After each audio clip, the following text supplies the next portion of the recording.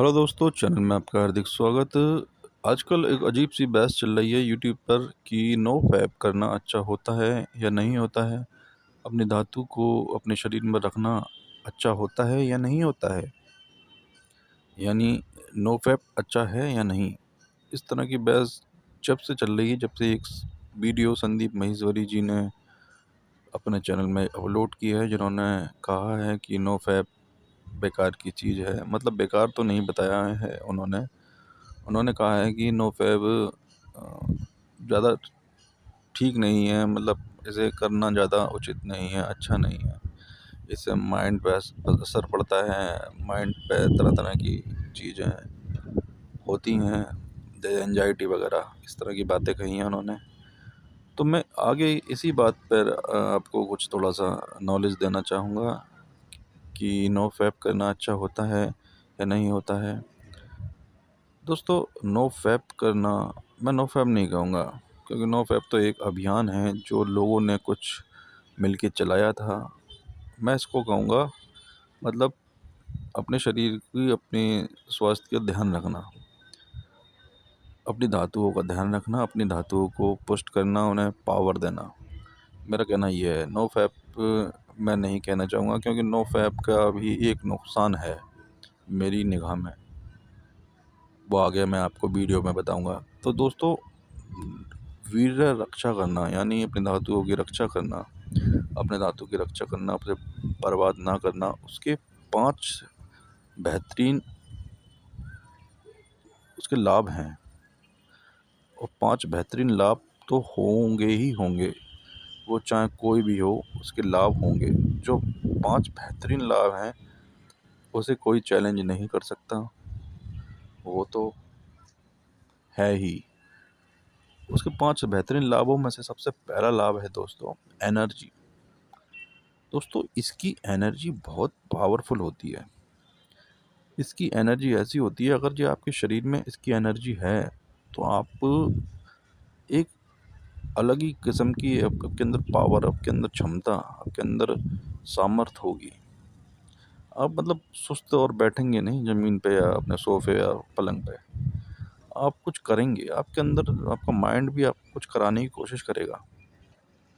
ऐसा नहीं कि आप आलस करेंगे। इसके अंदर एक अलग ही एनर्जी होती है, जिससे आप कुछ भी काम बड़ी आसानी से, बड़ी खुशनुमा अपने मूड के संग कर सकते हैं।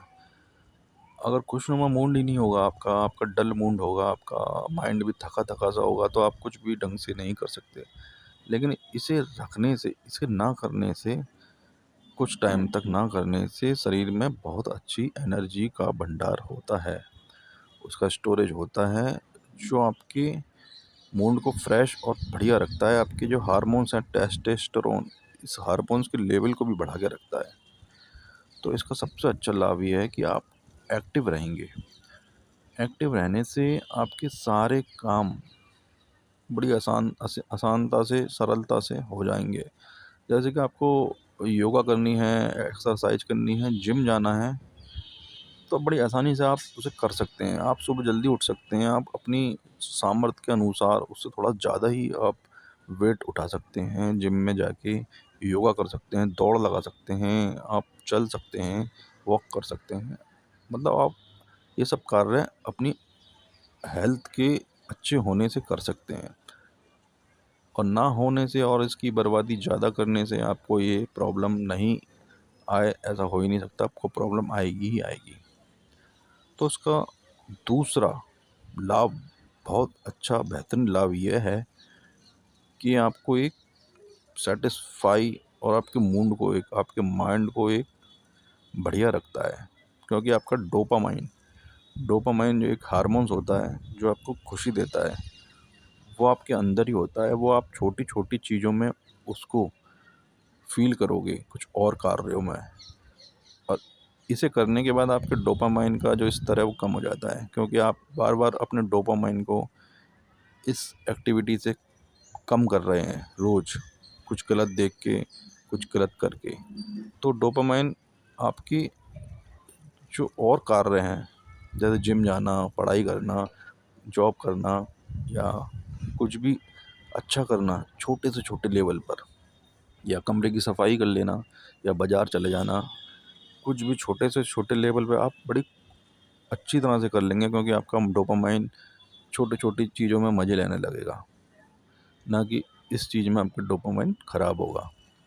तो इसका दूसरा बेहतरीन लाभ ये है, इसका तीसरा लाभ ये है कि आपके अंदर एक कॉन्फिडेंस आएगा।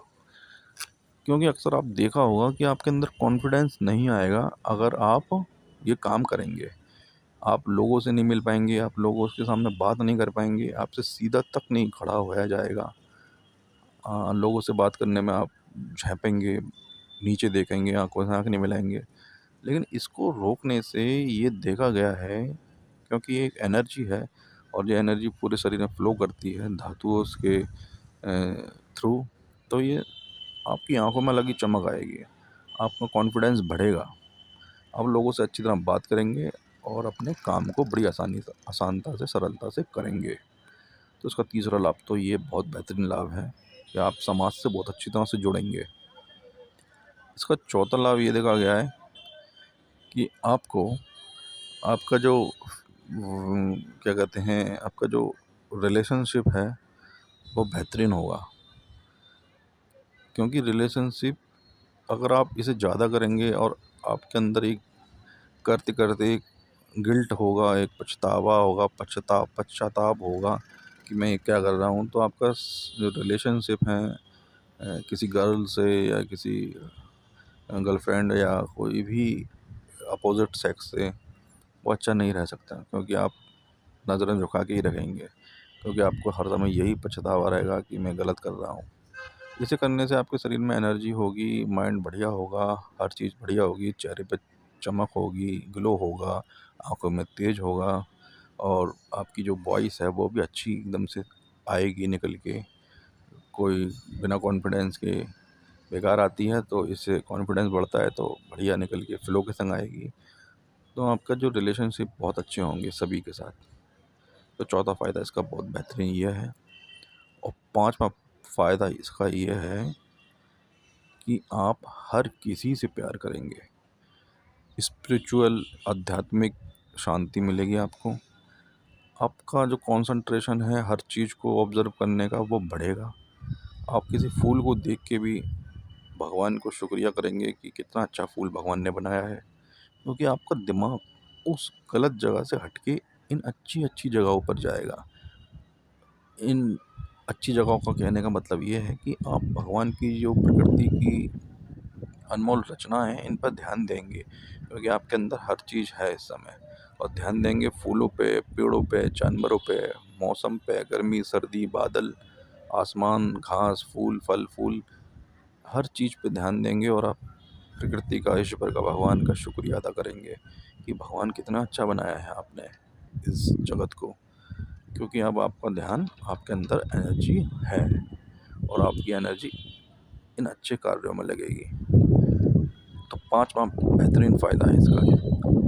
तो 5 फ़ायदे मैंने बताए, ये तो होते ही होते हैं, इसे तो आप भी नोट कर सकते हैं, आपने भी फ़ील किया होगा, आपने भी एक्सपीरियंस किया होगा।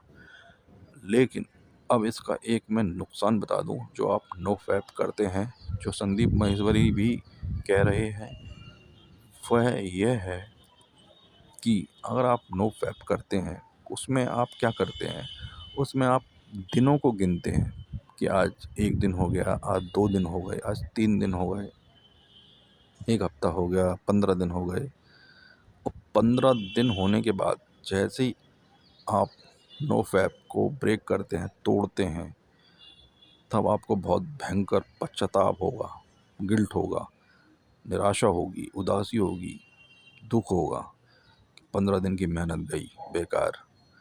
सबसे खतरनाक इसका साइड इफ़ेक्ट यही है, क्योंकि आप बहुत दिन से दिन रात दिन गिन रहे थे अपने कि आज 1 दिन निकल गया, आज 2 दिन निकल गए, लेकिन करने के बाद बहुत पछतावा होगा।